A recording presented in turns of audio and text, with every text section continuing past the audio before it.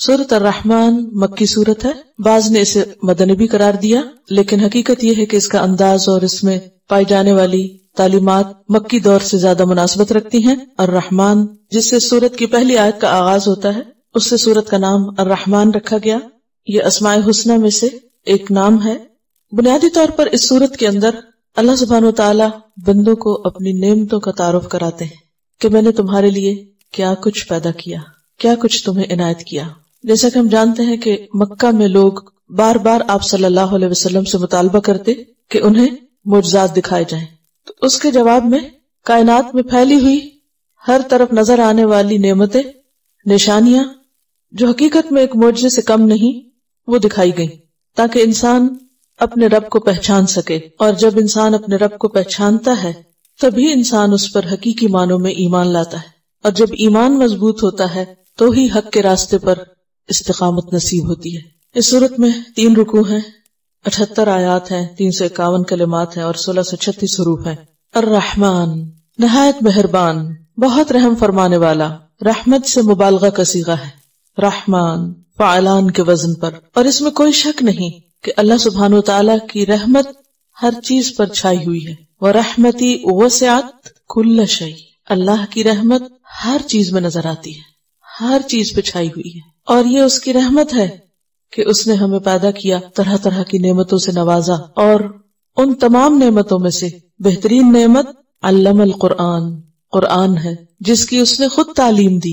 علمہ اس نے سکھایا، القرآن قرآن کو. علمہ کا لفظ جو ہے باب تفعیل سے ہے، جس کے یہاں پر 2 مفعول بنتے ہیں، اور ان میں سے ایک مفعول کا ذکر یہاں موجود ہے یعنی قرآن، اور دوسرا مفعول یعنی کس کو سکھایا؟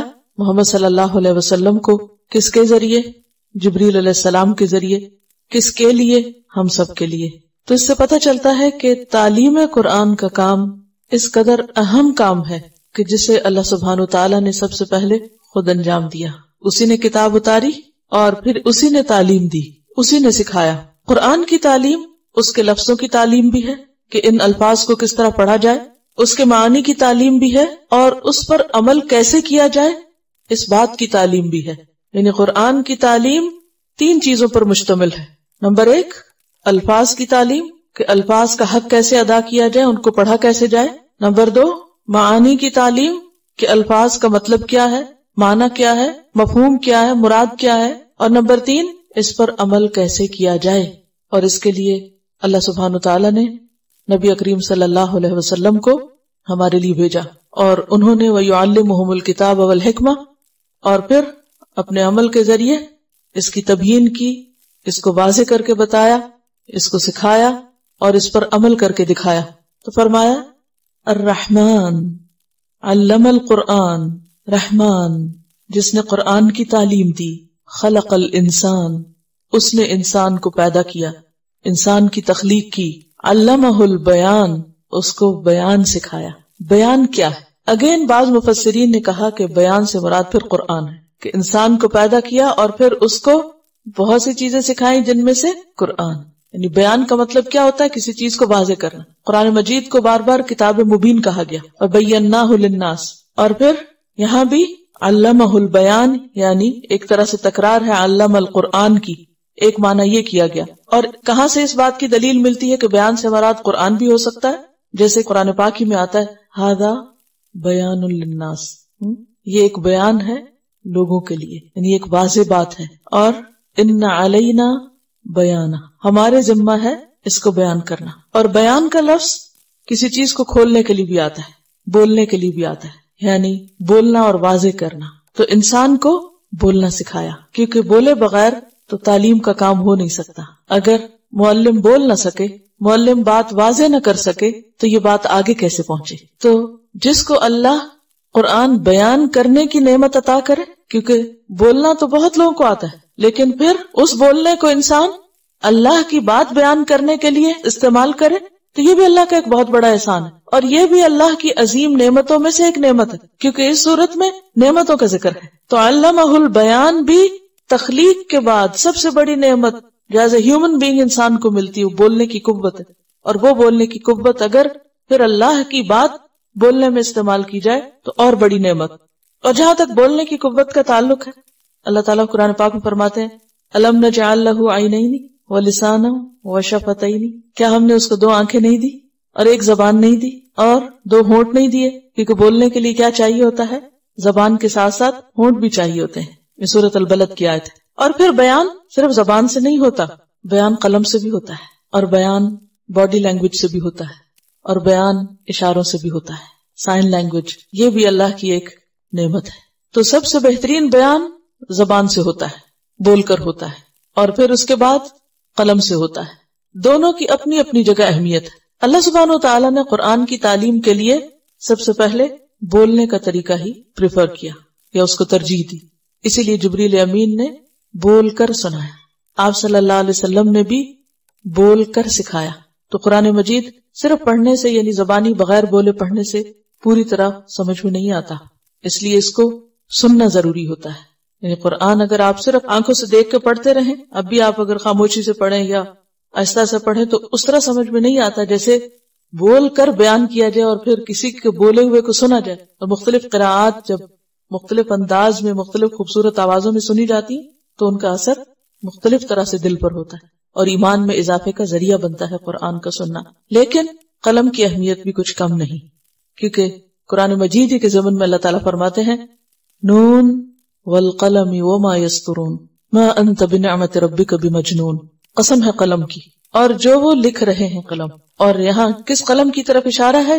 جو قلم قرآن لکھ رہے تھے. تو نبی صلی اللہ علیہ وسلم سناتے تھے اور پھر لکھنے والے کاتبین وحی لکھا کرتے تھے. اور کوئی موقع ایسا نہیں ہوتا تھا جب آپ کے ساتھ کوئی نہ کوئی کاتب نہ ہو.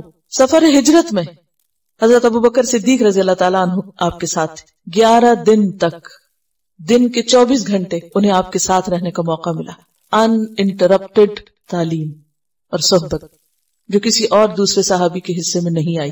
اور ابوبکر صدیق رضی اللہ تعالیٰ عنہ عربوں میں سب سے زیادہ علم والے تھے، نصاب تھے، نصاب دان تھے، اور چونکہ ٹریولر تھے، بزنس مین تھے، مختلف سفر کیا کرتے تھے، تو ان کا علم اور تجربہ اور ان کی حکمت اور سمجھداری اور ان کی ساری پرسنالٹی پھر براہ راست قرآن کی تعلیم کو آگے پہنچانے میں اور پھیلانے میں خاص طور پر مددگار تھی. تو اس سفر میں بھی وحی کے لکھنے کا انتظام موجود تھا. اور اس کے علاوہ بھی آپ سفر میں ہوتے یا حضر میں ہوتے، جنگ میں ہوتے یا گھر میں ہوتے، ہر جگہ لکھنے والے موجود رہتے. پھر قرآن کو لکھا گیا. علوم القرآن میں قرآن کی کتابت اور قرآن کی جمع اور تدوین اور اس میں لکھے ہوئے جو نسخے تھے ان کی اہمیت کے بارے میں تفصیلات ہیں.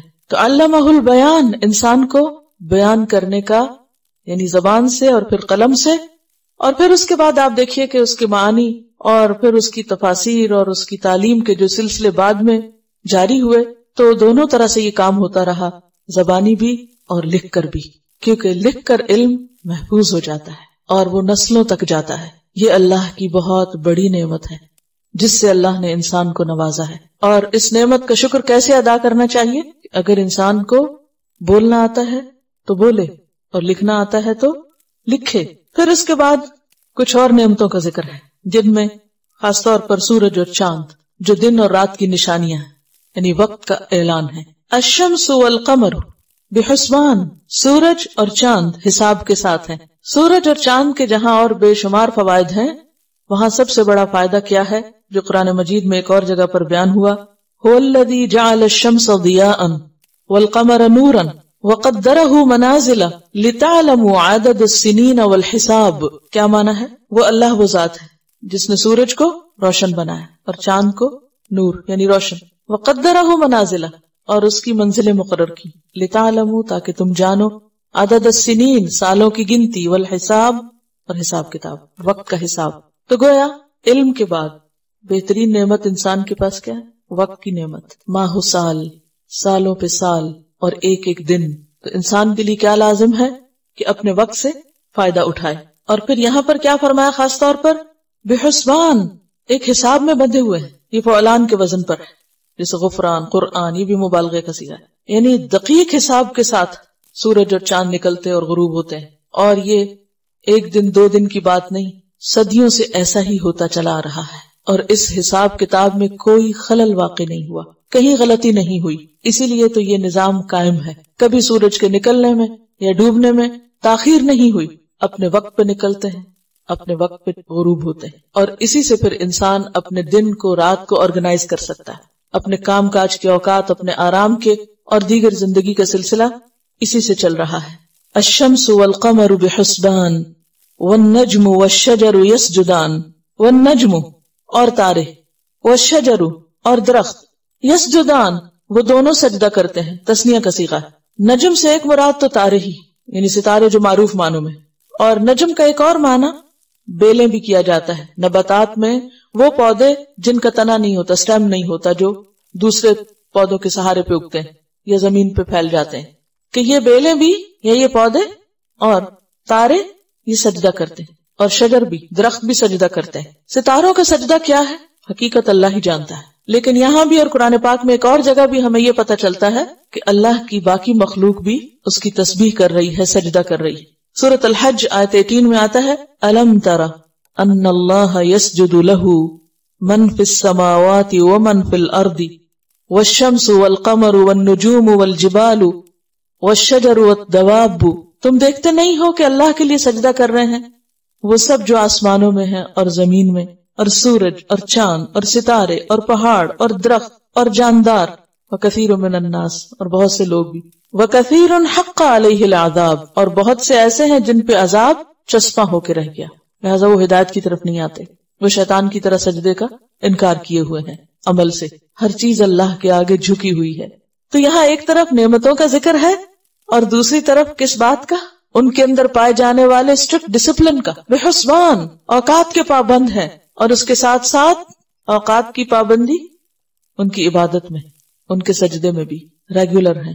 آپ دیکھیے کہ ہمارے سجدوں کا حال کیا ہے۔ قرآن پاک میں جہاں دیگر عبادات کے ساتھ اوقات کی پابندی ہے، وہاں خاص طور پر نماز کے لیے، کیونکہ سجدہ سمبل ہے کس سے؟ نماز سے، نماز کے لیے اوقات کی پابندی لازم قرار دی گئی۔ ان الصلاۃ کانت علی المؤمنین کتابا موقوتا، کہ صلاۃ مومنوں پر وقت کی پابندی کے ساتھ لازم ہے۔ تو یہاں سورج اور چاند کا ذکر ہے، کس کے ساتھ؟ بحسبان، اور پھر نجم اور شجر کا ذکر ہے یسجدان، سجدے کے ساتھ، اور پھر یہ سجدے باقی مخلوقات کے لیے جو دیگر آیات سے ثابت ہوتے ہیں۔ تو اس سے پتہ کیا چلتا ہے کہ اللہ کی یہ ساری مخلوق ایک خاص قاعدے اور ضابطے میں بندھی ہوئی ہے، سب اللہ کی اطاعت کر رہے ہیں، اور انسان کے لیے بھی حق کیا ہے کہ وہ اللہ کی اطاعت کرے۔ والسماء رفعها، سورج چاند کے بعد اور درخت اور بیلوں اور تاروں کے بعد آسمان کا ذکر، جو اللہ کی نشانیوں میں سے ایک بہت بڑی نشانی۔ والسماء رفعها، اور آسمان کو اس نے اونچا اٹھایا۔ ووضع المیزان، اور میزان قائم کی، میزان رکھ دی۔ میزان اسم مصدر تول کے معنوں میں، اور اگر اسم آلہ ہو تو ترازو کے معنوں میں، لیکن یہاں مجازی طور پر عدل کا معنی لیا گیا ہے، یعنی اس سے مراد کوئی ترازو نہیں ہے، اسکیل نہیں ہے، بلکہ اس سے مراد وہ بیلنس ہے اور وہ عدل ہے جو اللہ نے اس کائنات کی تخلیق کے اندر رکھ دیا ہے، کہ یہ سب کچھ عدل پر قائم ہے، ان کے اندر ایک خاص قسم کا توازن ہے، بیلنسڈ۔ تو والسماء رفعها، آسمان کو بہت اونچا اٹھایا اس نے، جیسے کہ سورۃ قاف میں آپ نے پڑھا افلم ينظروا الى السماء فوقهم کیف بنیناها، اور اس کے ساتھ ساتھ ووضع المیزان، یعنی بغیر پلرز کے یہ آسمان جو قائم ہے، تو کس طرح کیسے اس نے ایک خاص عدل، ایک تناسب اور ایک ایسا میزان رکھا ہے کہ جس کی وجہ سے یہ سب کچھ اپنی اپنی جگہ پر اپنا اپنا کام کر رہا ہے۔ اور اگر یہ میزان خراب ہو جائے تو نہ آسمان قائم رہے، نہ سورج، نہ چاند، نہ ستارے اور نہ کچھ اور۔ اس میں انسان کے لیے ایک سبق ہے، وہ کیا کہ جیسا میزان اور عدل پوری کائنات میں ایسا ہی تم سے بھی مطلوب ہے۔ اللہ تطغوا فی المیزان، اے لوگو سبق سیکھو اس میزان سے، اس عدل سے، کیا کہ تم بھی میزان میں، عدل میں حد سے نہ بڑھو، سرکشی نہ کرو، ہر ایک کو اس کا حق پورے کا پورا دو۔ اللہ تطغوا فی المیزان، تطغوا کا لفظ کس سے نکلا ہے؟ طغی سے، طغا، کہ سرکشی نہ کرو اس میزان میں۔ وَأَقِیمُوا الْوَزْنَ بِالْقِسْطِ، اور قائم کرو وزن کو، یعنی درست رکھو وزن کو، بالقسط، انصاف کے ساتھ، جیسے سورۃ الانعام میں آتا ہے وَأَوْفُوا الْكَيْلَ وَالْمِيزَانَ بِالْقِسْطِ، ناپ تول میں انصاف سے کام لو۔ تو یہاں بھی کیا کہا جا رہا ہے کہ وزن میں ترازو درست رکھو، انصاف سے کام لو۔ وَلَا تُخْسِرُوا الْمِيزَانَ، اور نہ کمی کرو میزان میں، یعنی وزن میں کمی نہ کرو، مراد اس سے کیا ہے کہ ہر صاحب حق کو اس کا حق پورا پورا دو، خواہ وہ کوئی انسان ہو یا کوئی جانور ہو۔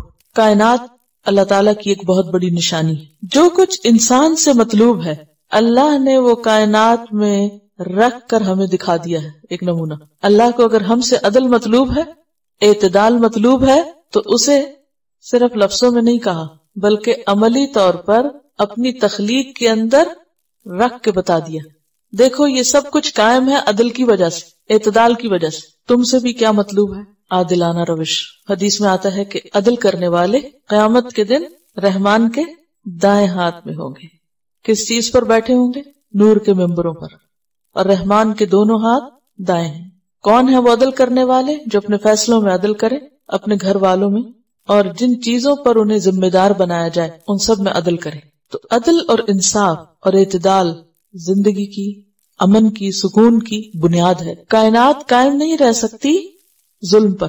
اسی طرح دنیا میں بھی امام ابن تیمیہ کا قول ہے کہ ظلم کے ساتھ اسلامی حکومت بھی قائم نہیں رہ سکتی، اور عدل کے ساتھ کفر کی حکومت بھی قائم رہ سکتی۔ یعنی اللہ کفر تو برداشت کر لیتا ہے لیکن ظلم برداشت نہیں کرتا۔ عدل جو ہے جہاں پر ہو وہاں دنیا بھی جنت بن جاتی ہے۔ عدل زندگی کی بقا کا ذریعہ ہے اور انسان سے مطلوب ہے۔ تو بات یہ ہے کہ قرآن کتاب ہدایت ہے، انسان کی رہنمائی کی گئی ہے اس کتاب میں، اور پھر کائنات میں اس کا ہمیں عملی نمونہ ملتا ہے، کیونکہ کلام اللہ کا ہے اور کائنات کیا ہے؟ اللہ کی تخلیق۔ تو اللہ نے اس کو کس پر قائم کیا ہے؟ عدل پر۔ اور ہم سے بھی کس چیز کا مطالبہ کیا ہے؟ عادلانہ روش کا۔ وَلَا تُخْسِرُ الْمِيزَانَ، اور خاص طور پر یہ عدل کس کے ساتھ؟ وَالْأَرْضَ، زمین کے ساتھ۔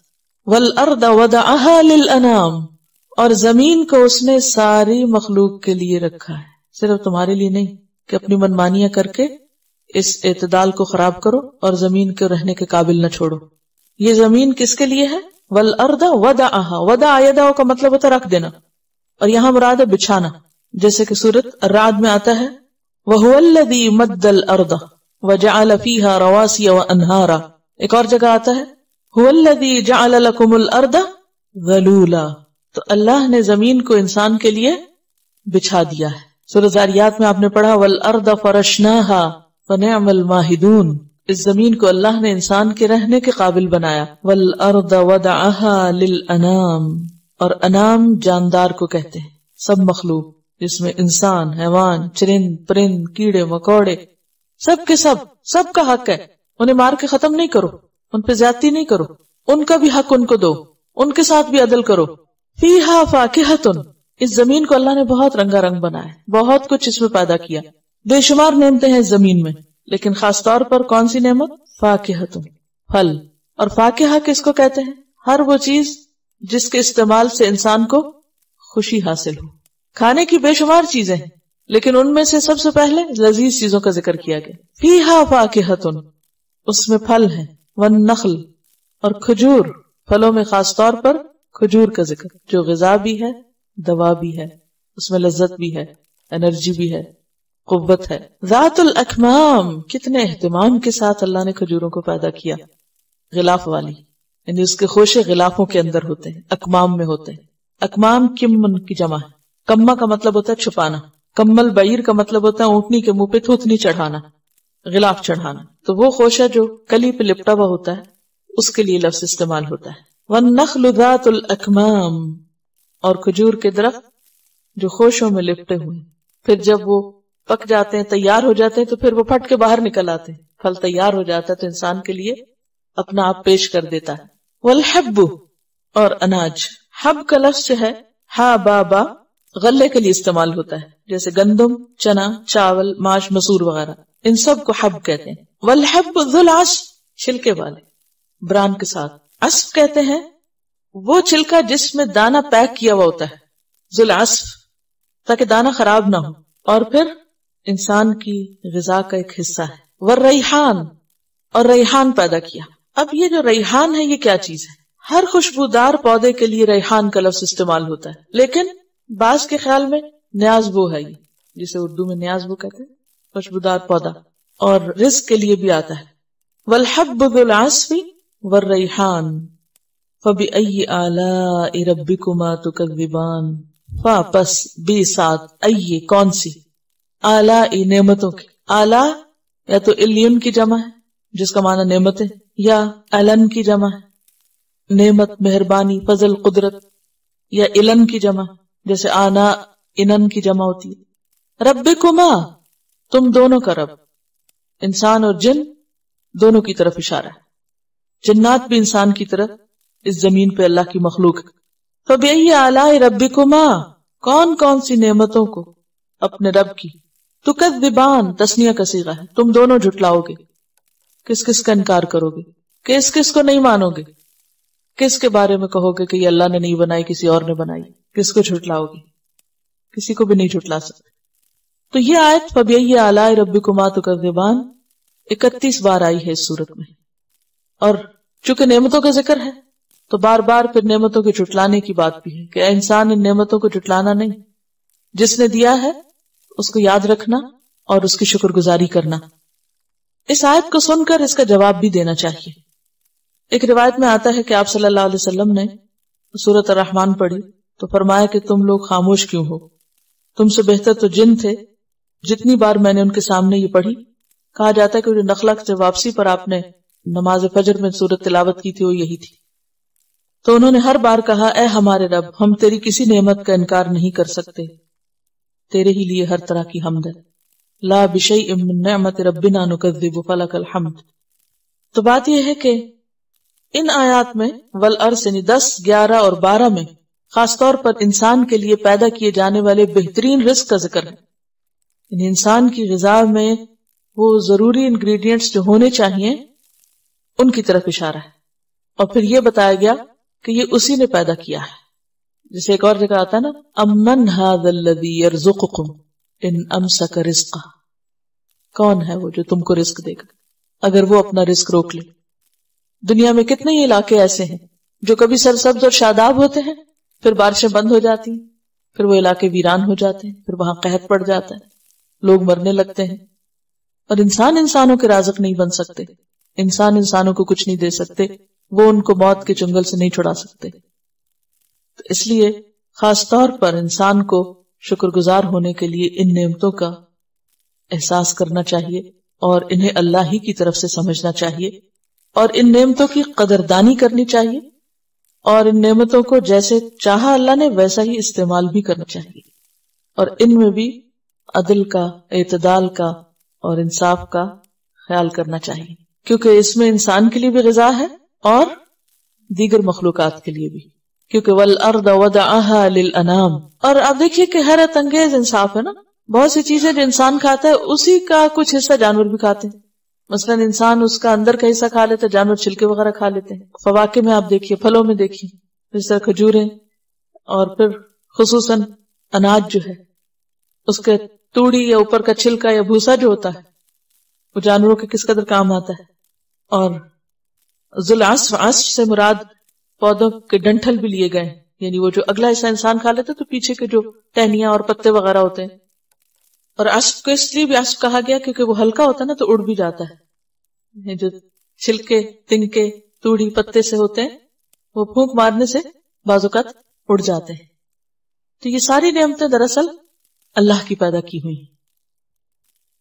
خلق الانسان، اس نے پیدا کیا انسان کو، من صلصال، بجنے والی مٹی سے، کالفخار، ٹھیکری کی طرح، بجنے والی ٹھیکری کی طرح.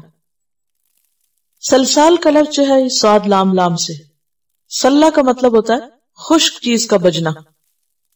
مٹی جب خشک ہو جاتی ہے اور بجنے لگتی ہے تو اس وقت اس کو سلسال کہتے ہیں. خلق الانسان من صلصال، اور وہ سلسال ہے کیسی؟ کالفخار، فخار کی طرح ہے. فخار کا لفظ ہے یہ فخر سے نکلا ہے. مٹی کے جو برتن ہوتے ہیں جب وہ پوری طرح پک جاتے ہیں تو ان کو بجا کے ٹن کی آواز نکالی جاتی ہے، جس سے یہ پتہ چلتا ہے کہ یہ مضبوط برتن ہے، ٹوٹا ہوا نہیں ہے. اگر ٹن نہ بجے تو وہ پھر کچا برتن ہے. تو انسان کو ایسی مٹی سے بنایا کہ جو ٹن کی طرح بجتی ہے. اسی سے لفظ فخر نکلا ہے. انسان کو جو اپنے اوپر فخر ہوتا ہے نا وہ بھی ٹن کی طرح بجتا ہے. خلق الانسان من صلصال، پیدا کیا انسان کو خشک بجتی مٹی سے جو ٹھیکری کی طرح ہے. اور انسان سے مراد یہاں آدم علیہ السلام ہیں. سب سے پہلے آدم علیہ السلام ہی کو اس سے بنایا گیا تھا نا. قرآن مجید میں انسان کو جو مٹی سے پیدا کرنے کی بات ہے یہ کئی بار کی گئی اور ہر دفعہ مختلف طرح کی مٹی کا ذکر ہے. مثلا تراب کا ذکر ہے جو ڈسٹ ہوتی، یا عام جو زمین کی سوکھی مٹی ہوتی. پھر ارض، انبتکم من الارض نباتا. پھر تین جو گیلی مٹی ہوتی ہے گارا، سورۃ انعام میں اس کا ذکر ہے. پھر تین لازب کی بات آتی ہے، لیسدار اور چپکتی مٹی، سورۃ صافات میں ذکر ہے. پھر حمیم مسنون کا ذکر آتا ہے، بدبودار کیچڑ. پھر سلسال آتا ہے، ٹھیکری یا حرارت میں پکائی ہوئی. اور پھر سلسال کالفخار سورۃ الرحمن میں آتا ہے جو ٹھیکری کی طرح مثال دے کے بات سمجھائی گئی کہ خلق الانسان من سلسال کالفخار وخلق الجان من مارج من نار. اور پیدا کیا جن کو، اور یہاں مراد ابو الجن یعنی ابلیس ہے. من مارجن بھڑکتے شعلے سے، من نار آگ کے. مارج کا لفظ جو یہ مرج سے، مرجا، مرجا کا معنی پیچھے بھی ہم پڑھ چکے ہیں. مراد ہے یہاں آگ کی لپٹ یعنی شعلہ، کیونکہ اس کے اندر کچھ نہ کچھ دھواں بھی ہوتا ہے تو آگ کے شعلے سے پیدا کیا. سورۃ الحجر میں آتا ہے وَلَقَدْ خَلَقْنَا الْإِنسَانَ مِنْ سَلْسَالٍ مِّنْ حَمَإٍ مَّسْنُونٍ وَالْجَانَّ خَلَقْنَاهُ مِنْ قَبْلُ مِنْ نَارِ السَّمُومِ. انسان سے پہلے جن کو پیدا کیا، من قبل، اور کس سے پیدا کیا؟ آگ سے پیدا کیا. اسی لیے تو ابلیس نے کہا تھا خلقتنی من نار وخلقتہ من طین، مجھے تو نے آگ سے بنایا ہے اور اس کو مٹی سے بنایا ہے. اب یہاں اس صورت میں چونکہ انسان اور جن دونوں کا ذکر ہے اور اس زمین پر دونوں مخلوقات پائی جاتی ہیں اور اس زمین پر دونوں کا ہی حق ہے اور دونوں کو اللہ نے اپنی عبادت کے لیے پیدا کیا اور دونوں کی اصل بھی پھر بتا دی گئی کہ ان کی اوریجن کیا ہے، کس چیز سے بنے، اور اسی اوریجن کے مطابق ان کے اندر خصوصیات بھی ہیں. فَبِأَيِّ آلَاءِ رَبِّكُمَا تُكَذِّبَانِ، پس اپنے رب کی کون کون سی نعمتوں کو تم دونوں جھٹلاؤ گے؟ کیا جواب دیں گے آپ؟ فَلَكَ الْحَمْدُ. کون ہے وہ رب؟ رب المشرقین و رب المغربین، رب دونوں مشرقوں کا اور دونوں مغربوں کا. مشرق اور مغرب کے لیے قرآن مجید میں تین طرح سے بات آئی. ایک جگہ پر آتا ہے رب المشرق والمغربی سورۃ المزمل میں، رب المشرق والمغربی لا الہ الا ہو فاتخذہ وکیلا. دوسری جگہ آتا ہے فلا اقسم برب المشارق والمغارب، یہاں جمع کا صیغہ آ گیا. پہلی جگہ واحد مشرق اور مغرب، دوسری جگہ مشارق اور مغارب، اور ایک اور جگہ بھی مشارق آتا ہے سورۃ صافات میں رب السماوات والارض وما بینہما ورب المشارق، اور یہاں مشرقین و مغربین تثنیہ کا صیغہ رب المشرقین و رب المغربین، کیونکہ ہر مشرق دوسری جگہ کا مغرب اور ہر مغرب دوسری جگہ کا مشرق. اور ویسے بھی سردیوں اور گرمیوں کے مشرق اور مغرب الگ الگ ہو جاتے ہیں، تو اس اعتبار سے بھی اگر دیکھا جائے غور سے تو ہر روز کا مشرق تھوڑے سے زاویے کے فرق سے فرق ہو جاتا ہے اور جگہ بدلتے بدلتے ایک دوسرے اینڈ پہ چلا جاتا ہے، پھر اس اینڈ سے واپس پلٹتا ہے، اس سے آگے نہیں جاتا. یعنی اگر آپ دیکھیں سورج نکلنے کے مقامات، اگر آپ روز غور کرتے ہوں سورج نکلنے کے وقت کہ کس طرف سے نکل رہا ہے، اینگل کیا ہے اس کا، اور پھر آپ دیکھتے ہیں کہ این جب بہت سخت گرمی ہوتی ہے تو بالکل ایک ایکسٹریم پہ چلا جاتا ہے سورج یعنی مشرق اس کا، پھر ہوتے ہوتے ہوتے جب این بہت سردیاں ہوتی ہیں تو بالکل دوسری جگہ آ جاتا ہے اور پھر واپس پلٹتے پلٹتے اسی جگہ، لیکن اس آدھے دائرے کو آگے نہیں کراس کرتا کہ چلو اب ادھر آگے سے آگے چلتے چلے جائیں. رب المشرقین و رب المغربین فبأی آلاء ربکما تکذبان، بس اپنے رب کی کون کون سی نعمتوں کو تم دونوں جھٹلاؤ گے اے جن و انسان؟ کیا جواب دیں گے؟ فلک الحمد. مرج البحرین یلتقیان، اس نے چھوڑ دیا دو سمندروں کو، دونوں باہم ملتے ہیں. مرج کا مطلب مخلوط کرنا، ملا جلا دینا بھی ہوتا ہے اور چلانا بھی ہوتا ہے. تو مرج البحرین، کیسے سمندر چلتے ہیں؟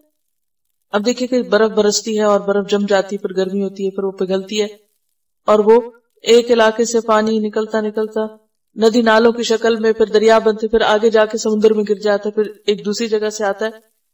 تو آغاز ان کا کہاں سے ہوتا ہے؟ الگ الگ ہوتا ہے. ایک طرف سے ایک پانی کے رو آ رہی، دوسری طرف سے دوسری آ رہی، پھر ایک جگہ آتی ہے جہاں دونوں مرج ہو جاتے. مرج البحرین یلتقیان بینہما برزخ لا یبغیان. اوریجن دونوں کی الگ الگ ہے اور بیچ میں کیا ہے؟ ایک حد. اس حد کو بیچ میں نہیں پار کرتے. جو ملنے کا پوائنٹ ہے، جو نقطہ ہے ان کے ملاپ کا، وہیں آ کے ملتے ہیں. اگر وہ بیچ میں ہی ملنا شروع کر دیں تو کیا ہو؟ جیسے ہم راستے میں کھڑے ہو کے ملنا شروع کر دیتے ہیں اور لوگوں کا راستہ بند کر دیتے ہیں، تو پھر زمین پہ زندگی قائم نہ رہ سکے. ایک تو اس کا معنی یہ بنتا ہے. کیا سمجھ میں آیا؟ مرجع کا معنی کیا ہے؟ چھوڑ دینا. چھوڑ دیا اس نے، یعنی چلنے دیا، چلا دیا، چلانے کے معنی. کیونکہ ایک مروج چراگاہ کو بھی کہتے ہیں جس میں جانور کھلے پھر رہے ہوتے ہیں، جدھر چاہتے ہیں جاتے ہیں. تو اب بحرین یعنی دو سمندر ہیں، دونوں کا جو نقطہ آغاز ہے وہ کہاں ہے؟ مختلف. جہاں سے وہ نکلتے ہیں چلتے چلتے چلتے ایک جگہ پر آ کر یلتقیان باہم ملاقات کرتے ہیں. اور اس سے پہلے ان کے درمیان ایک وسیع فاصلہ ہے جس میں کون رہتا ہے؟ خشکی کا ٹکڑا. اس میں وہ آپس میں تجاوز نہیں کرتے. دوسرا معنی کیا ہے؟ کہ دو طرح کا پانی ایک ہی جگہ پر چل رہا ہوتا ہے.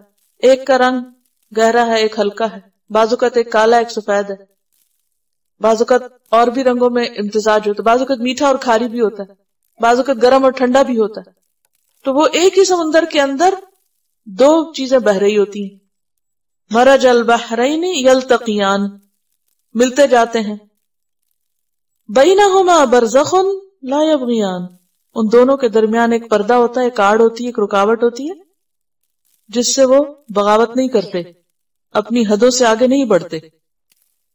سورۃ الفرقان میں بھی آتا ہے وَهُوَ الَّذِي مَرَجَ الْبَحْرَيْنِ هَذَا عَذْبٌ فُرَاتٌ وَهَذَا مِلْحٌ أُجَاجٌ وَجَعَلَ بَيْنَهُمَا بَرْزَخًا وَحِجْرًا مَحْجُورًا. دونوں کے بیچ میں ایک رکاوٹ ہے، ایک آڑ ہے، روک ہے. برزخ سے مراد روک، رکاوٹ، پردہ. لا یبغیان، وہ اس سے آگے نہیں نکلتے، اس سے آگے نہیں بڑھتے. فَبِأَيِّ آلَاءِ رَبِّكُمَا تُكَذِّبَانِ، پھر اپنے رب کی کون کون سی نعمتوں کو تم دونوں اے جن و انس تم جھٹلاؤ گے. لا بشیء من نعمت ربنا نکذب فلک الحمد. تو بات یہ ہے کہ اللہ سبحانہ وتعالی انسان کی تخلیق کا ذکر کرنے کے بعد پھر انسان کے لیے جو کچھ بنایا ان چیزوں کا ذکر کرتے ہیں، بڑی بڑی نشانیوں کا، بڑی بڑی نعمتوں کا. اور یہ بھی اللہ سبحانہ وتعالی کا بہت بڑا احسان ہے کہ موسم بدل جاتے ہیں. کبھی دن بڑے ہو جاتے ہیں اور کبھی چھوٹے ہو جاتے ہیں. مشرقین اور مغربین کا یہی فائدہ نا. اگر ہر روز سال کے 12 مہینے سورج ایک ہی جگہ سے نکلتا اور ایک ہی جگہ غروب ہوتا تو اس یکسانیت سے بھی انسان اکتا جاتا. کبھی ٹھنڈا موسم ہو جاتا ہے، کبھی گرم ہو جاتا ہے، کبھی ایک رنگ روشنی کا دیکھتے ہیں، کبھی دوسرا. اور آپ نے دیکھا ہوگا کہ مختلف مطلبوں کی وجہ سے آسمان کے رنگ اور روشنی کا جو اثر ہوتا ہے انسان پر وہ بھی فرق ہوتا ہے. اور سورج غروب جب ہوتا ہے، یہ قریب کے ایریے میں ہوتا ہے، دور ہوتا ہے، تو آسمان کے اوپر جو مختلف کیفیات ہوتی ہیں وہ بھی انسان کے لیے غور و فکر کا مقام ہوتی ہے. اور پھر یہ رنگا رنگی صرف آسمان پہ نہیں، سمندروں میں بھی ہے. آسمان کی رنگا رنگی کا ذکر کرنے کے بعد سمندروں کی رنگا رنگی کا ذکر کیا، اور پھر ان کے اندر اللہ کا جو حکم جاری ہے کہ دو پانی کٹھے جا رہے ہیں اور آپس میں بغاوت نہیں کرتے، دونوں مختلف ہیں، ایک کھاری ایک میٹھا ہے لیکن ساتھ چل رہے ہیں. اس میں ہمارے لیے بہت بڑا سبق کیا کہ انسان کو مختلف لوگوں کے ساتھ رہنا آنا چاہیے. ڈفرنس مینجمنٹ کی طرف اشارہ ہے یہاں پر، کیونکہ دنیا کے دو انسان ایک جیسے نہیں ہیں. یہاں کہیں نہ کہیں آ کے ضرور فرق ہو جاتا ہے. بعض لوگوں کے ساتھ آپ کے ڈفرنسز بہت زیادہ ہوتے ہیں اور بعض لوگوں کے ساتھ کم ہوتے ہیں. دونوں میں فرق ہوتا ہے، دونوں طرح میں اختلاف ہوتا ہے. مرد اور عورت میں فرق ہے، انسان میں فرق ہے. پھر ویسے آپ دیکھیں کہ زمین پر رنگ و نسل کی کیسی رنگا رنگی، کوئی کالا ہے، کوئی گورا ہے، کوئی لال ہے، کوئی پیلا ہے، کوئی کیسا ہے، کوئی لمبا ہے، کوئی چھوٹا ہے. یعنی جسمانی اعتبار سے، ذہنی اعتبار سے، رنگ روپ کے اعتبار سے بہت اختلاف ہے انسانوں کے اندر. زبانوں کا اختلاف ہے، سمجھ کا اختلاف.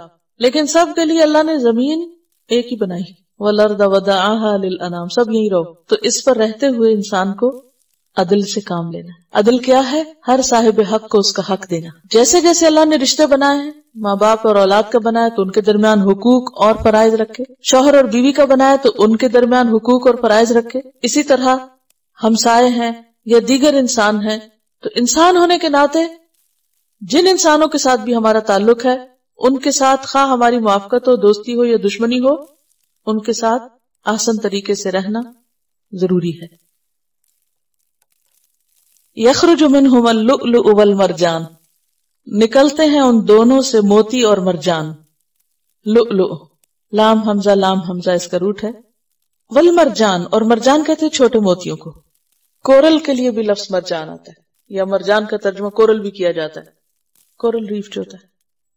یہاں پر موتی کا ذکر، اور موتی سمندری جانور آئسٹر جو ہے اس میں بنتا ہے. جیسے کوئی ریت کا ذرہ وغیرہ یا کوئی اور اس طرح کی چیز جو مینٹل ہے اس میں داخل ہو جاتا ہے، تو آئسٹر جو ہے اس کو تکلیف ہوتی ہے، اور پھر اس کی جو اریٹیشن ہے اس کو ختم کرنے کے لیے مینٹل جو ہے وہ ایک خاص قسم کا مادہ سیکریٹ کرتی ہے، اور وہ اس ریت کے ذرے کے گرد جمع ہونا شروع ہو جاتا ہے، اور پھر اس سے چند سالوں بعد ایک موتی بن جاتا ہے. اور یہ عمل سمندر کے اندر ہوتا ہے، زمین پہ موتی نہیں بنتے. یہ الگ بات، انسانوں نے فیکٹریاں لگا لی ہیں موتیوں کی نقل کرنے کے لیے، لیکن اس میں وہ خوبصورتی نہیں جو اصل موتیوں میں ہے. یخرج منہما اللؤلؤ، ان دونوں سے موتی نکلتے ہیں. دونوں سے مراد مختلف طرح کے سمندروں، مختلف طرح کے پانیوں، یعنی دو مزاج ہیں اور دونوں میں فائدہ ہے. دو طرح کے پانی اختلاف کے باوجود دونوں ہی مفید ہیں. اب آپ دیکھیے کہ انسانوں کے ساتھ جیسے ہمارا اختلاف ہوتا ہے نا، تو ہم فوراً ان کو کاٹنے لگتے ہیں، یہ ٹھیک نہیں، یہ ٹھیک نہیں، یہ ٹھیک نہیں. اچھا، اب کیا ہوتا ہے؟ جتنے لوگوں کو ہم کاٹتے جاتے ہیں اتنے لوگوں سے جو ہمیں فائدہ پہنچ سکتا ہے اس سے ہم محروم بھی ہوتے جاتے ہیں. ہم اپنی اس بہن سے نہیں مل رہے، رشتے داروں میں آپ دیکھیں ان سے ہمارا بول چال بند. اب وہ جو بول چال بند، قطع رحمی کی، تو اس سے کیا ہوگا؟ اپنا ہی نقصان ہے. اس سے جو فائدہ ہو سکتا تھا اس سے آپ محروم ہو گئے. اس بھائی سے نہیں مل رہے، اس خالہ سے نہیں مل رہے، اس چچا سے نہیں مل رہے، فلاں سے نہیں، فلاں سے. اکثر خاندان اس بیماری کا شکار ہے. اور اس کا نقصان کیا ہوتا ہے کہ پھر ان رشتہ داروں کی جو تائید اور ہمیں سپورٹ مل سکتی ہے، یا وہ اللہ نے ایک جو محبت کا رشتہ ان کے ساتھ رکھا ہے، اس سے انسان محروم ہو جاتا ہے اور بہت سی خیر سے ہاتھ دھو بیٹھتا ہے. تو یہاں کیا سکھایا جا رہا ہے کہ ہر ایک کو اس کا حق دو. کوئی دیتا ہے یا نہیں؟ دیکھو پانی کے مختلف سمندر میں ہر ایک میں سے موتی نکل رہے ہیں. اگرچہ نمکین سمندر زیادہ مفید ہوتا ہے موتیوں کے بننے کے لیے، لیکن ایسا نہیں کہ صرف ایک ہی طرح سے یا ایک ہی جگہ سے موتی نکلتے ہوں، دوسری جگہ سے بھی موتی نکلتے ہیں. ہر پانی کے اندر اپنا ایک فائدہ ہے. سورۃ فاطر میں آپ نے پڑھا وَمِن كُلٍّ تَأْكُلُونَ لَحْمًا طَرِيًّا وَتَسْتَخْرِجُونَ حِلْيَةً تَلْبَسُونَهَا.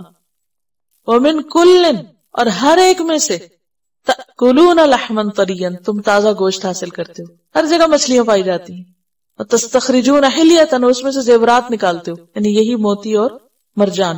اور ان زیورات کو تم پہنتے بھی. اس سے پتہ چلتا ہے کہ زیور پہننے میں کوئی حرج نہیں ہے، پہن سکتے ہیں. تلبسونها، اللہ تعالیٰ فرما رہے ہیں.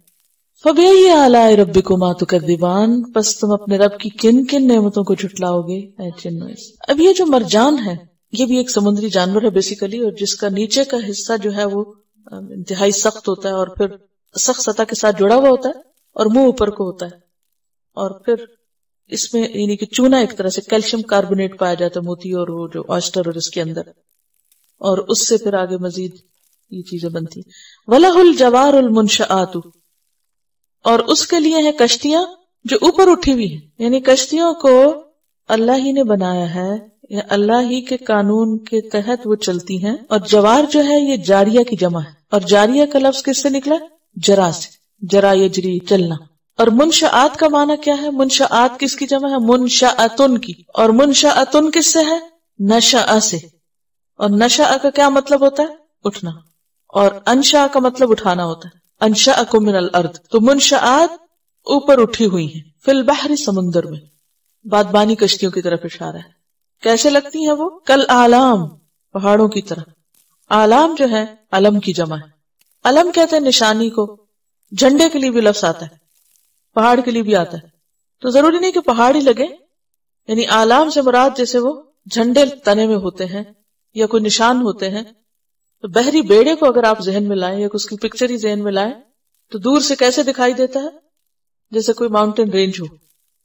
وَلَهُ الْجَوَارِ الْمُنْشَآتُ فِي الْبَحْرِ كَالْأَعْلَامِ فَبِأَيِّ آلَاءِ رَبِّكُمَا تُكَذِّبَانِ لَا بِشَيْءٍ مِّن نِّعْمَةِ رَبِّنَا نُكَذِّبُ فَلَكَ الْحَمْدُ. پھر اس کے آخر میں فرمایا كُلُّ مَنْ عَلَيْهَا فَانٍ. اللہ نے بنایا اور اللہ ان سب کو ختم بھی کر دے گا. ہر چیز فنا ہونے والی ہے. یہ دنیا کی رنگا رنگی، یہ رونق، یہ سب کچھ ختم ہو جائے گا. ہر چیز اپنے اینڈ کی طرف جا رہی ہے. وَإِنَّ إِلَىٰ رَبِّكَ الْمُنْتَهَىٰ كُلُّ مَنْ عَلَيْهَا فَانٍ. كُلُّ مَنْ عَلَيْهَا آغاز کس سے ہوا؟ وَالْأَرْضَ وَضَعَهَا لِلْأَنَامِ سے. اور اس موضوع کا اختتام کس پہ ہو رہا ہے؟ كُلُّ مَنْ عَلَيْهَا فَانٍ سے. ہر چیز فنا ہونے والی ہے، ہر چیز ختم ہونے والی ہے. کیونکہ اللہ نے بنائی کس لیے سب؟ اِنَّا جَعَلْنَا مَا عَلَى الْأَرْضِ زِینَةً لَهَا لِنَبْلُوَهُمْ أَيُّهُمْ أَحْسَنُ عَمَلًا وَإِنَّا لَجَاعِلُونَ مَا عَلَيْهَا سَعِيدًا جُرُزًا. تو بات یہ ہے کہ ہم سب کے پاس ایک محدود ملکیت ہے. کچھ عرصے کے لیے اختیار بھی ہے، طاقتیں بھی ہیں، نعمتیں بھی ہیں. بہت جلد یہ سب کچھ چلا جانے والا ہے. اس سے پہلے کہ چلا جائے ان سے اپنی آخرت کما لیں، ان سب چیزوں سے فائدہ اٹھا کر اگلے گھر کے لیے جمع کر لیں. وَيَبْقَى وَجْهُ رَبِّكَ ذُو الْجَلَالِ وَالْإِكْرَامِ.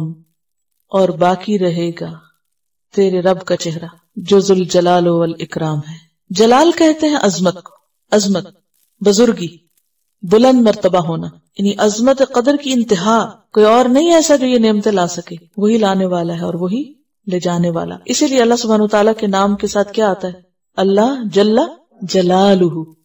یہ وہی جلال ہے، لیکن ہم ریلیٹ نہیں کرتے نا اس کو، وہ بس بے سوچے سمجھے بول دیتے ہیں جل جلالہ. جلال کس کو کہتے ہیں؟ عظمت، بلند مرتبہ ہونا. تو تیرے رب کی ذات کیا ہے؟ ذو الجلال ہے. والاکرام، اور اکرام کرم سے، احسان و انعام، یعنی احسان کرنے والا. سارے احسانات اور ساری بزرگیاں اللہ ہی کے لیے. لیس کمثلہ شیء، کوئی چیز اس جیسی نہیں.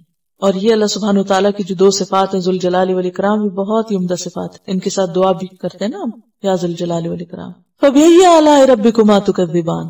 بس اپنے رب کی کون کون سی نعمتوں کو اے جنو انس تم جھٹلاؤ گے. یسألہ من فی السماوات والارض. اسی سے مانگتے ہیں، اسی کے آگے سوال کرتے ہیں. کون؟ جو بھی آسمانوں میں ہے. کون ہے آسمانوں میں؟ فرشتے دعائیں کرتے ہیں نا. ان کو اپنے لیے تو کچھ نہیں چاہیے، کس کے لیے دعائیں کرتے ہیں؟ ایمان والوں کے لیے.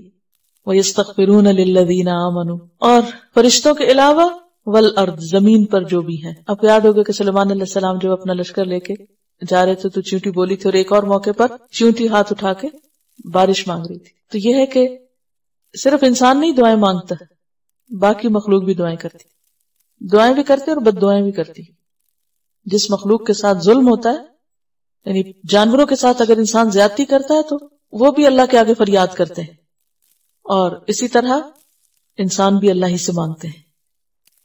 یسألہ من فی السماوات والارض. اب آپ دیکھیے کہ آسمان و زمین میں جو چیزیں ہیں نا، ان کی تسبیح کا ذکر بھی آیا، ان کے سجدے کا ذکر بھی آیا، اور ان کی دعا کا ذکر بھی آیا. سبح للہ ما فی السماوات والارض وللہ یسجد من فی السماوات والارض اور یسألہ من فی السماوات والارض. اس سے ہمارے لیے کیا سبق؟ ہمیں کیا کرنا چاہیے؟ اسی کے آگے سجدہ، اسی کی تسبیح اور اسی سے دعا. وقال ربکم ادعونی استجب لکم. رزق ہو یا صحت ہو، عبادت کی توفیق ہو، نیکی کی توفیق، اللہ سے بخشش مانگنا، سب اسی سے مانگیں اور مانگتے رہیں. عام طور پر ہوتا کیا ہے، جب ہمیں کوئی مشکل یا تکلیف آتی ہے تو ہم انسانوں کی طرف دوڑتے ہیں، جبکہ ہمیں سب سے زیادہ اللہ ہی کی طرف رجوع کرنا چاہیے. نبی صلی اللہ علیہ وسلم کا طریقہ کیا تھا؟ اذا حزبہ امر فزع الی الصلاۃ. جب کوئی مشکل معاملہ تھا فوراً صلاۃ کی طرف دوڑتے. یسألہ من فی السماوات والارض کل یوم هو فی شأن. ہر دن وہ ایک نئی شان میں ہے، ہر دن ایک نئی شان ہے، ایک نئی آن ہے. تو انسان کو مایوس ہونے کی ضرورت نہیں. کیوں؟ اس لیے کہ ہر دن ایک نیا دن ہوتا ہے اس زمین پر. اس کائنات میں ہر آن تبدیلیاں ہو رہی ہیں. اگر آج کوئی فقیر ہے تو ضروری نہیں وہ ہمیشہ فقیر رہے، وہ کل امیر بھی ہو سکتا ہے. آج کوئی امیر ہے تو کل غریب بھی ہو سکتا ہے. آج کوئی صحت مند ہے تو کل بیمار بھی ہو سکتا ہے. آج کوئی بیمار ہے تو کل صحت مند بھی ہو سکتا ہے. اگر آج ہماری دعا سنی نہیں گئی تو مایوس ہو کے نہ بیٹھے، کل ہو سکتا سنی جائے. کل یوم ہوا فی شأن، ہر روز ایک نئی شان ہے. لہذا کبھی انسان کو یہ نہیں کہنا چاہیے میں نے تو اتنا کیا، یہ تو یہ ہوا ہی نہیں اور بس آئندہ بھی کیا ہوگا. نہیں، کل یوم ہوا فی شأن فبأی آلاء ربکما تکذبان، بس اپنے رب کی کون کون سی نعمتوں کو تم دونوں جھٹلاؤ گے جن و انسان. شأن کا مطلب ہوتا ہے حالت، اہم کام کے لیے بھی آتا ہے. شؤون کہتے ہیں بڑے بڑے امور کے لیے، تو حال اور کام کے لیے آتا ہے. تو شان بھی کیا ہوتی ہے؟ حالت ہی ہوتی ہے نا، ایک اہم معاملہ.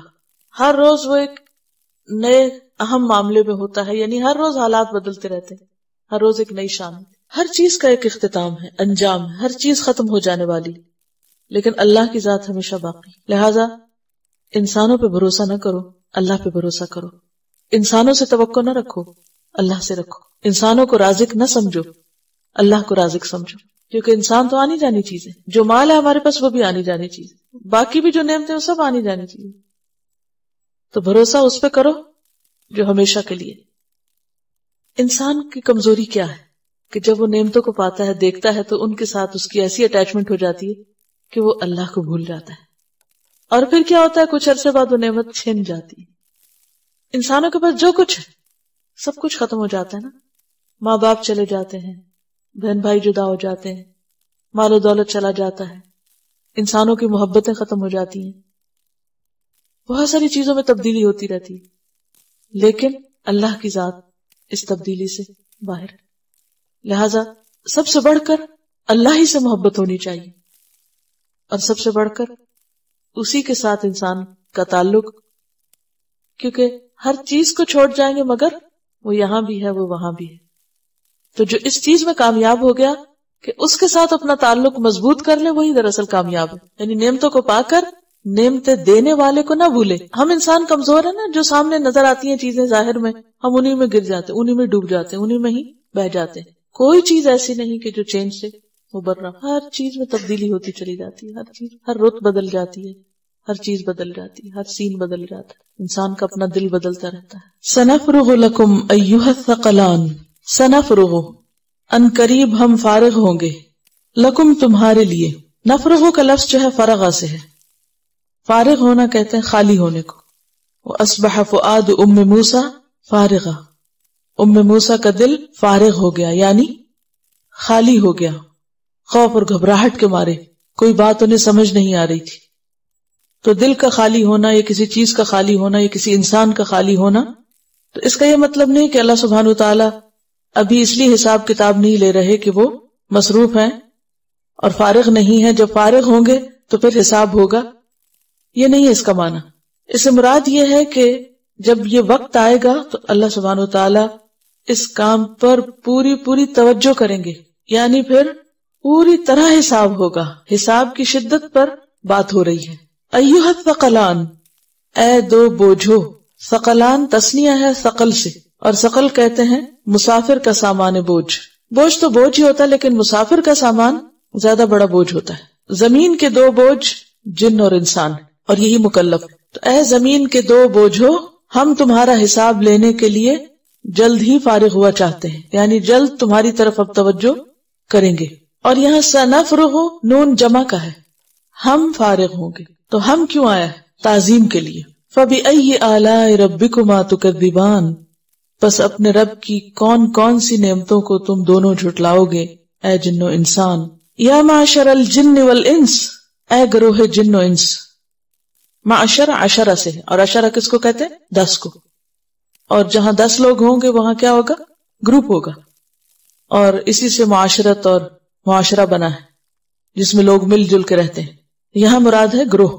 اے جنوں کے گروہ اور اے انسانوں کے گروہ. ان استطاعتم، اگر تم استطاعت رکھتے ہو، اگر تم میں طاقت ہے. ان اس بات کی کہ تنفذو، تم نکل جاؤ. کہاں سے؟ من اقطار السماوات والارض، آسمانوں اور زمین کے کناروں سے. اقطار قطر کی جمع ہے. فانفذو، تو نکل بھاگو، نکل کے دیکھو. لا تنفذون، نہیں تم بھاگ سکتے. الا بسلطان، مگر زور کے ساتھ، طاقت کے ساتھ. اجازت کے ساتھ. اب یہاں پر تنفذو کا لفظ آیا ہے، یہ وہی لفظ ہے جس سے نفوذ ہوتا ہے. نفاذ اور نفوذ کا لفظ اردو میں بھی استعمال ہوتا ہے. نفاذ کا معنی ہوتا ہے قوت سے کسی بات کا اجرا کرنا، یعنی کسی بات کو جاری کرنا، اور نفوذ کہتے ہیں آر پار ہونے کو. مثلا آپ نے تجربہ کیا ہوگا کہ جیسے اگر لوہے کی گرم سلاخ یا مثلا چمچ ہے، اگر آپ چمچ کو پکتے ہوئے کھانے میں رکھ دیں، اسٹیل کے چمچ کو، تو کیا ہوتا ہے؟ ہیٹ کہاں تک آ جاتی؟ آپ کے ہاتھ تک آ جاتی ہے، یعنی کہ جہاں سے آپ نے اسے پکڑا ہوا ہوتا ہے. تو وہ تو آپ کے ہاتھ میں ہے، آگ پر تو نہیں ہے، تو وہاں کیسے آ گئی ہیٹ؟ وہ نفوذ کر آئی ہے. تو نفوذ ہوتا ہے ایک جگہ سے دوسری جگہ غیر محسوس طریقے سے پہنچ جانا، داخل ہو جانا. تو اے جن و انس، اگر تم زمین کے قطر سے باہر نکل کر آسمان تک جانا چاہتے ہو، ان تنفذوا من اقطار السماوات والارض، یا زمین کے کناروں سے باہر نکلنا چاہتے ہو تو ذرا نکل کے دکھاؤ. فانفذوا، کر دیکھو. لا تنفذون، نہیں بھاگ سکتے، نہیں نکل سکتے. الا بسلطان، مگر اس کے لیے بڑا زور چاہیے، سلطان کے ساتھ. سلطان کا لفظ جو ہے اقتدار کے لیے بھی استعمال ہوتا ہے، اختیار کے لیے بھی، زور، قوت، قہر، اور اسی طرح حجت اور سند کے لیے بھی، اجازت. یعنی جب تک تمہارے پاس، ایک معنی کیا ہوگا کہ مطلوبہ قوت نہ ہو تو تم زمین کا جو قطر ہے یا زمین کا جو کنارہ ہے، زمین کی جو حدود ہیں ان سے باہر نہیں جا سکتے، یعنی چاند پہ نہیں پہنچ سکتے. اور دوسرا معنی کیا ہے کہ جب تک اللہ کا اذن نہ ہو. اللہ کا اذن ہوتا ہے تو انسانوں کی روحیں جو فرشتے زمین سے نکالتے ہیں وہ کہاں لے جاتے ہیں؟ آسمانوں پہ لے جاتے ہیں. تو وہ کیسے لے جاتے ہیں؟ اللہ کے اذن سے. اسی طرح نبی صلی اللہ علیہ وسلم معراج کے موقع پر تشریف لے گئے تھے تو وہ زمین کی حدود سے نکل کر آسمانوں کے بھی پار گئے تھے. تو یہ جانا کیا ہے؟ نفوذ، ایک حد سے نکل کے دوسری کے اندر داخل ہو جانا. یہ کیسے ہوا؟ اللہ کے اذن سے، اللہ کی اجازت سے، سند سے. یعنی جیسے ایک ملک کی سرحد پار کرنے کے لیے دوسرے ملک میں داخل ہونے کے لیے کیا چاہیے ہوتا ہے؟ ویزا چاہیے ہوتا نا. تو بالکل اسی طرح زمین کی سرحد پار کر کے آسمان کی سرحد میں داخل ہونے کے لیے بھی ویزا چاہیے. اور وہ کہاں سے ملے گا؟ اللہ سے ملے گا. جب تک وہاں سے اذن نہ ملے کوئی ایسا نہیں کر سکتا. یعنی اللہ نہ چاہے تو تم یہ کام نہیں کر سکتے، اللہ تم کو اس کی طاقت نہ دے تو تمہارے پاس کوئی طاقت نہیں. یہاں اس بات کے کرنے کا مطلب کیا ہے؟ مقصد کیا ہے؟ مطلب یہ ہے کہ اے انسان، تمہارے کام کرنے کی کچھ حدود ہیں، کچھ لمٹس ہیں. اگر تم اللہ کی نافرمانی کرتے ہو تو یاد رکھو اللہ سے کہیں چھپ کے بھاگ نہیں سکتے، یا اپنے انجام سے کہیں فرار نہیں حاصل کر سکتے، یا اپنی تقدیر سے کہیں تم چھپ نہیں سکتے. بعض اوقات ایسے سخت حالات ہو جاتے ہیں نا انسانوں کے لیے کہ زمین کا کوئی حصہ انہیں قبول کرنے کو تیار نہیں ہوتا. تو ایسی صورت میں انسان کیا چاہتا ہے کہ کہیں اور چلا جائے. کیسے جائے؟ نہیں جا سکتا. مرنے کے بعد تو جا سکتا ہے لیکن جیتے جی نہیں. اور پھر مرنے کے بعد بھی جہاں اللہ چاہے، چاہے علیین میں چاہے سجین میں، جہاں چاہے بھیجے. کیونکہ بعض روحیں ایسی ہیں کہ جو اوپر جاتی تو ان کو پٹخا کے مارا جاتا ہے، ان کو اذن نہیں ہوتا اندر داخل ہونے کا. آپ کو یاد ہے کہ محمد صلی اللہ علیہ وسلم جب سفر معراج میں تشریف لے گئے تھے تو ہر دروازے پہ نوک ہوئی تھی اور پوچھا گیا تھا کہ کون ہے، اور پھر کیا کہا گیا تھا؟ کچھ یاد ہے؟ جواب میں کیا بتایا گیا؟ جبریل علیہ السلام نے کہا کہ محمد صلی اللہ علیہ وسلم کیا خود آئے ہیں یا بلائے گئے ہیں. یعنی آپ دیکھیے، پہرا دیکھیے ان دروازوں پہ. حالانکہ نبی صلی اللہ علیہ وسلم کا جو مقام ہے، اور پھر ذات جبریل ہے، قوی امین ہے، امانت دار ہے. ایسا نہیں ہے کہ وہ کوئی دھوکہ دیں گے یا کوئی غلط بات کریں گے. عند ذی العرش مکین ہے، عرش والے کے پاس بہت بڑا مقام ہے ان کا. لیکن اس کے باوجود ڈیوٹی تو ڈیوٹی، تو جو وہاں ڈیوٹی پر ہیں وہ پوری امانت کے ساتھ اپنی ڈیوٹی نبھا رہے ہیں. چاہے جبریل آئے ہیں یا محمد صلی اللہ علیہ وسلم آئے ہیں، ان کا جو کام ہے وہ کر رہے ہیں. پوچھ کر دروازہ کھولا جا رہا ہے. اور پھر اسی طرح جب نیک لوگوں کی روحیں جاتی ہیں تو ان کے لیے آسمان کے دروازے کھولے جاتے ہیں. کس کی روح آئی ہے، کون ہے، اور پھر اس کے لیے کھول دیا جاتا ہے دروازہ جس کے لیے اللہ کا اذن ہوتا ہے علیین میں پہنچانے کے لیے اس کو. اور جس کے لیے اذن نہیں ہوتا اللہ کا، یا جو وہاں پر انجان ہوتا ہے تو اس کو وہاں اندر جانے کی اجازت نہیں ہوتی، وہ واپس پھینکا جاتا ہے، سجین میں پھینکا جاتا ہے. تو یہاں پر بتانے کا مطلب کیا ہے کہ اے جن اور انس، اپنی طاقت کو پہچانو. تم اللہ کا مقابلہ نہیں کر سکتے، تم اللہ کی قائم کی ہوئی حدود میں سے نکل نہیں سکتے. اگر کوئی طریقہ ہو نکلنے کا تو بھی وہ اس کے علم میں ہے اور اس کی قدرت کے ساتھ ہی ہے اور اسی کی دی ہوئی طاقت کے ساتھ ہے اور اس کے اذن کے ساتھ. لہٰذا پھر کیا کرو؟ مکمل اطاعت کرو. فَبِأَيِّ آلَاءِ رَبِّكُمَا تُكَذِّبَانِ، بس اپنے رب کی کون کون سی نعمتوں کو تم دونوں جھٹلاؤ گے اے جن و انسان. اگر تم چڑھنے کی کوشش کرو گے تو کیا ہوگا؟ یرسل علیکما شواظ من نار، بھیجا جائے گا تم دونوں پر، یعنی جنوں پر بھی اور انسانوں پر بھی. آپ کو معلوم ہے کہ وحی کے نازل ہونے سے پہلے جنات کیا کیا کرتے تھے؟ آسمانوں تک پہنچ جاتے تھے، پار تو نہیں جاتے تھے، پار نہیں جا سکتے تھے، لیکن ادھر ادھر چھپ بیٹھنے کی جگہ پا لیتے تھے اور وہاں جا کر کچھ نہ کچھ الا من استرق السمع. لیکن اب کیا ہوا جب وحی آنے لگی؟ فاتبعہ شہاب مبین، کہ اس کے پیچھے شہاب مبین لگ جاتا. اور خاص طور پر کہا گیا کہ وَحَفِظْنَاهَا مِن كُلِّ شَيْطَانٍ رَجِيمٍ، کہ اللہ تعالیٰ نے محفوظ کر رکھا ہے ان کو، یعنی آسمان کو، ہر شیطان مردود سے. اور پھر سورۃ جن میں بھی آتا ہے کہ لَمَسْنَا السَّمَاءَ فَوَجَدْنَاهَا مُلِئَتْ حَرَسًا شَدِيدًا وَشُهُبًا، کہ ہم نے آسمان کو چھوا، یعنی آسمان کو دیکھا تو وہ بھرا ہوا تھا. کس سے؟ پہرے داروں سے اور شہابوں سے. اور جو بھی اب وہاں جانے کی کوشش کرتا ہے تو اس کے پیچھے شہاب ثاقب ڈالا جاتا ہے. تو شہاب ثاقب بھی ایسا ہی ہے جیسے شعلہ ہو. تو یہاں بھی شعلے کی بات ہو رہی. شواظ کہتے ہیں ایسا شعلہ جس میں دھوئیں کی آمیزش نہ ہو، یعنی خالص آگ. اور جو خالص آگ ہوتی ہے وہ زیادہ تیز ہوتی ہے، زیادہ شدید ہوتی ہے. تو یہ دراصل ان کو جلانے کے لیے تھی. وہ نحاس، اور دھواں، اور تم پر دھواں چھوڑ دیا جائے گا. نحاس اصل میں پگھلے ہوئے تانبے کو بھی کہتے ہیں، یعنی تانبے کو. تو آگ کا رنگ جب اس میں دھواں ملا ہوا ہو تو وہ کیسا ہو جاتا ہے؟ ڈارک اورنج سا، جیسے پگھلا ہوا تانبا ہو، یعنی تانبے کی شکل کا ہو جاتا ہے. تو تم پر دھواں چھوڑ دیا جائے گا، یعنی ایک شعلہ کر لے اور ایک دھواں، کیونکہ دوسرا جو ہے اس میں آگ کم اور دھواں زیادہ ہے. فلا تنتصران، تو تم مدد نہ کر سکو گے، اپنے آپ کو بچا نہ سکو گے. انتصار کیا ہوتا ہے؟ اپنا دفاع کرنا اور دوسرے کا مقابلہ کرنا. یعنی تم بدلہ نہیں لے سکو گے، مقابلہ نہ کر سکو گے، ایک دوسرے کی بھی مدد نہ کر سکو گے. یعنی اکیلا اکیلا تو کیا، اگر بہت سے لوگ اکٹھے ہو کر بھی جائیں گے تو کیا ہوگا؟ مقابلہ نہیں کر سکتے. فَبِأَيِّ آلَاءِ رَبِّكُمَا تُكَذِّبَانِ فَإِذَا انشَقَّتِ السَّمَاءُ. اب قیامت کی بات آ رہی ہے. پھر جب آسمان پھٹ جائے گا، شق ہو جائے گا، جیسا کہ اور جگہوں پر بھی آتا ہے اذا السماء انشقت، سورت کا نام ہی انشقاق ہے. وَأَذِنَتْ لِرَبِّهَا وَحُقَّتْ، اور آسمان پھٹ کے دراصل کیا کرے گا؟ اپنے رب کی بات مانے گا، اور اس کے لیے حق یہی ہے کہ وہ اپنے رب ہی کی بات مانے.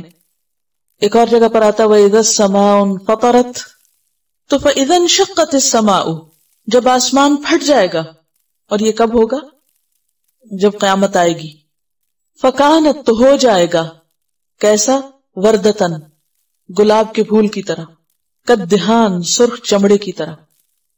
دہان کا لفظ جو ہے دہن سے، دہن تیل کو کہتے ہیں، اور دہان تیل کی تلچھٹ کے لیے آتا ہے. تو ایک معنی اس کا تیل کی تلچھٹ، کیونکہ آپ نے دیکھو کہ جب چیزیں فرائی کر لیتے ہیں تو آخر میں ڈارک کلر کا یعنی اسٹف رہ جاتا ہے، یعنی وہ رنگ ہو جائے گا. اور دہان جو ہے یہ سرخ چمڑے کو، یعنی رنگے ہوئے سرخ چمڑے کو بھی کہا جاتا ہے. تو آسمان کا رنگ بدل جائے گا، اور آسمان کے رنگ کی تبدیلی کا ذکر اور آیات میں بھی آتا ہے. مثلا سورۃ القاریہ میں کیا آتا ہے؟ وَتَكُونُ الْجِبَالُ كَالْعِهْنِ الْمَنْفُوشِ، اور رنگی ہوئی دھنی ہوئی روئی کی طرح پہاڑ جو ہیں وہ اڑیں گے. تو ظاہر ہے کہ جیسے بادل آسمان پر ہوتے ہیں اسی طرح پہاڑ جب اوپر ہوں گے، یعنی اڑ کے اوپر کو جائے گا سب دھواں وغیرہ، تو اس سے بھی آسمان کے رنگ میں ایک تبدیلی نظر آتی ہے. پھر اسی طرح ایک اور جگہ پر آتا ہے کہ محل کی طرح ہوگا. اور پھر اسی طرح ایک اور جگہ پر آتا ہے وَالسَّمَاءِ ذَاتِ الْحُبُكِ، قسم ہے آسمان کی جو راستوں والا ہے یا مختلف رنگوں والا ہے. تو دنیا میں بھی آپ دیکھیں کہ مختلف اوقات میں، صبح شام کے اوقات میں آسمان کا رنگ بدل جاتا ہے. جب موسم شدید ہوتا ہے اس وقت بھی بدلتا ہے، جب دھوپ شدید ہوتی ہے اس وقت کچھ اور ہوتا ہے. تو قیامت کے دن یہ شدت کچھ زیادہ ہی نظر آئے گی. اب دیکھیے کہ آسمان کا رنگ اللہ نے بہت خوبصورت اور بہت پرسکون قسم کا بنایا، چاہے بادل ہو یا نہ ہو، جیسا بھی ہو، لیکن آسمان عام طور پر انسان کے لیے ایک پرسکون چھت کا سا منظر پیش کرتا ہے. لیکن قیامت کے دن اس کا رنگ سرخ پھول کی طرح ہو جائے گا، لال ہو جائے گا، لال چمڑے کی طرح ہو جائے گی، تیل کی تلچھٹ کی طرح ہو جائے گا. یعنی ایسا رنگ ہوگا آسمان کا کہ جسے دیکھ کر گھبراہٹ ہوگی انسان کو، اور پھر خاص طور پر جو اس کا پھٹنا ہے وہ اس شدت میں اور اضافہ کر دے گا. اور یہ سورۃ المعارج میں آتا ہے نا، یوم تکون السماء کالمہل فبأی آلاء ربکما تکذبان. تو جب ایسا ہو چکے گا، آسمان پھٹ جائے گا اور اپنا رنگ بدل دے گا، تو اس وقت تم یاد کرو گے کہ ہمیں کیا کچھ نعمتیں ملی تھی. پھر تم کس کس نعمت کا انکار کرو گے جب تم سے ان نعمتوں کا حساب شروع ہوگا. کیونکہ قرآن مجید میں آتا ہے نا کہ وَلَتُسْأَلُنَّ يَوْمَئِذٍ عَنِ النَّعِيمِ. اس دن تم سے پوچھا جائے گا کس کے بارے میں؟ نعمتوں کے بارے میں. تم سے نعمتوں کا سوال ہوگا. تو اس وقت انسان انکار نہیں کر سکے گا، یہ نہیں کہہ سکے گا کہ نہیں مجھے تو کچھ نہیں ملا تھا. یہاں خاص طور پر کس نعمت کی طرف اشارہ ہے؟ یہاں تو بہت ہولناک منظر پیش کیا جا رہا ہے، اور پھر کہا جا رہا ہے کہ تم کن نعمتوں کا انکار کرو گے. تو کیا دھیان میں آتا ہے؟ ہم رات کو اٹھے، چمکتا چاند نظر آتا ہے، دن کو خوبصورت بادل نظر آتے ہیں، آسمان کو دیکھ کے ہم خوش ہو رہے ہوتے ہیں. کتنی دفعہ اللہ کا شکر ادا کرتے ہیں کہ اللہ یہ چھت سلامت ہے، تیرا شکر. ہم سارے مناظر سے لطف اندوز ہوتے ہیں، روز آتے جاتے رنگا رنگ کے خوبصورت بادل، اور پھر کبھی سیاہ بادل بھی ہو تو ان کی جو سلور لائننگ ہوتی ہے وہ ایک عجیب حسن پیش کر رہی ہوتی ہے، کبھی ڈوبتا سورج، کبھی چڑھتا سورج. اتنا کچھ ہم آسمان سے لطف اندوز ہوتے ہیں، لیکن کتنی بار اس کو دیکھ کر اللہ کو بھی یاد کرتے ہیں، اور پھر صرف یاد ہی نہیں بلکہ اس کے شکر گزار ہوتے ہیں. تو انسان نعمت کی قدر کب کرتا ہے؟ جب وہ ہاتھ سے چلی جاتی ہے. اس وقت انسان کہتا ہے کہ ہاں واقعی وہ نعمت تھی. جب تک انسان کے پاس ہوتی ہے عام طور پر انسان اس سے بے پرواہی برتتا ہے. تو یہاں پر اس دن کا ذکر کر کے اور اس دن میں آسمان کی حالت کا ذکر کر کے فرمایا فَبِأَيِّ آلَاءِ رَبِّكُمَا تُكَذِّبَانِ. پھر اس وقت تو جب تم پکڑ میں آؤ گے تو بتاؤ کیسے انکار کرو گے، کیسے کہو گے کہ نہیں یہ نعمت نہیں تھی. تو اس سے پہلے کہ یہ پرسکون نعمتیں چھن جائیں، انسان کو اس وقت سے فائدہ اٹھانا چاہیے. اب کیا ہوگی قیامت؟ فَيَوْمَئِذٍ، تو اس دن یعنی قیامت کے دن لا يُسْأَلُ عَنْ ذَنْبِهِ، نہ پوچھا جائے گا اس کے گناہ کے بارے میں، انسن کسی انسان سے، ولا جان اور نہ کسی جن سے. اس دن جن و انس سے ان کے گناہوں کے بارے میں سوال نہ ہوگا. اب بات یہ ہے کہ دوسری جگہ ہم پڑھتے ہیں کہ سوال ہوگا وَلَتُسْأَلُنَّ، تم سے ضرور سوال ہوگا. سورۃ اعراف میں بھی آپ نے پڑھا فَلَنَسْأَلَنَّ الَّذِينَ أُرْسِلَ إِلَيْهِمْ، جن کی طرف ہم نے رسولوں کو بھیجا ان سے تو ہم ضروری سوال کریں گے. وَلَنَسْأَلَنَّ الْمُرْسَلِينَ، رسولوں سے بھی ہم پوچھیں گے. ایک اور جگہ پر سورۃ صافات میں آتا ہے فَوَرَبِّكَ لَنَسْأَلَنَّهُمْ أَجْمَعِينَ عَمَّا كَانُوا يَعْمَلُونَ، تیرے رب کی قسم ہم ان سب سے ضرور پوچھیں گے ان کاموں کے بارے میں جو یہ کرتے رہے دنیا میں. اور یہاں پر فرمایا جا رہا ہے کہ ان سے پوچھا نہیں جائے گا. یہ کیوں؟ ایک اور جگہ پر بھی آتا ہے وَقِفُوهُمْ، ان کو ذرا روکو، إِنَّهُمْ مَسْئُولُونَ، ان سے تو ابھی سوال ہونا ہے. تو یہ دو متضاد باتیں کیوں؟ بات یہ ہے کہ سوال دو طرح کا ہوتا ہے. ایک سوال ہوتا ہے کچھ معلوم کرنے کے لیے، کچھ جاننے کے لیے، اور ایک سوال ہوتا ہے ڈانٹ کے لیے. یہاں پر یہ نہیں پوچھا جائے گا کہ تم نے کتنے گناہ کیے، کیونکہ وہ تو ریکارڈ سامنے ہی ہوں گے، اس کا کیا پوچھنا، تو سب کچھ لکھا ہوا ہوگا. پیچھے ہی تو کہا کہ وَكُلُّ كَبِيرٍ وَصَغِيرٍ مُسْتَطَرٍ، تو جو سارا ریکارڈ سامنے ہے، پورے اسٹیٹسٹکس سامنے ہیں. اب آپ دیکھیں کہ دنیا میں بھی جو ڈیٹا اکٹھا ہوتا ہے وہ ڈھیر ہوتا ہے، پھر اس کے بعد ان کو نمبرز اور فگرز میں لے آتے ہیں تو وہ کروڑوں کی گنتی جو ہے وہ ایک چھوٹے سے فگر میں ہمارے سامنے آ جاتی. اور پھر بعض اوقات آپ دیکھیں کہ کسی بھی آرگنائزیشن یا کسی پورے ملک کا بجٹ جو ہے وہ ایک شیٹ پہ آ جاتا ہے. ڈیفنس پہ کیا خرچ کرنا ہے، فوڈ پہ کیا کرنا ہے، صحت پہ وغیرہ وغیرہ، وہ ایک شیٹ پہ سامنے دکھائی دے جاتا ہے. تو اس کے لیے تو بس صرف ایک شیٹ بھی پوری زندگی کے کارناموں کی کافی ہے کہ کتنے جھوٹ ہیں، کتنے سچ ہیں، کتنی نمازیں پڑھی، کتنی چھوڑی، کتنے روزے رکھے، کہاں کتنی ریاکاریاں کی، وہ سارا کچھ ایک شیٹ پہ تو وہ تو سامنے ہوگا، انسان کے ہاتھ میں پتہ چل جائے گا کیا ہے. تو وہ تو انڈرسٹوڈ ہے. اور اس کے ساتھ ساتھ انسان کے ہاتھ پاؤں بھی بولیں گے، تو انسان سے پوچھنے کی کیا ضرورت ہے کہ تم کیا کرتے رہے ہو. پھر یہ کیوں کہا ہم ضرور پوچھیں گے؟ تو اس کا مطلب کیا ہے پھر کہ یہ پوچھنا ڈانٹ کا پوچھنا ہوگا کہ یہ کیا کیوں تھا. جواب دو، عذر دو، اپنی وجہ بتاؤ. کس کے پاس کوئی وجہ ہوگی؟ آپ صلی اللہ علیہ وسلم نے فرمایا جس سے پوچھا گیا وہ مارا گیا، وہ مارا گیا. اسی لیے کیا دعا سکھائی؟ اللہم حاسبنا حسابا یسیرا. اور اس کی تفصیل آپ نے کیا بتائی حسابا یسیرا کی؟ کہ اللہ تعالیٰ اس کو دیکھے اور درگزر کر جائے. کیونکہ جس سے پوچھ لیا گیا کہ یہ کیوں کیا تھا، یہ کسی ایک چیز کے بارے میں اس کے پاس کوئی جواب نہیں، کوئی جواب نہیں اس کے پاس.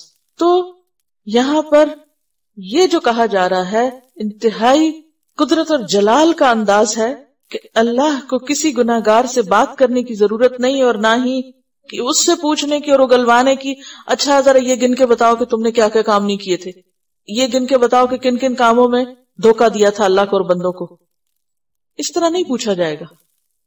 جسے وَإِذَا الْمَوْعُودَةُ سُئِلَتْ بِأَيِّ ذَنبٍ قُتِلَتْ، جب زندہ گاڑی ہوئی بچی سے پوچھا جائے گا اسے کس گناہ میں زمین میں گاڑ دیا گیا، دفنا دیا گیا زندہ.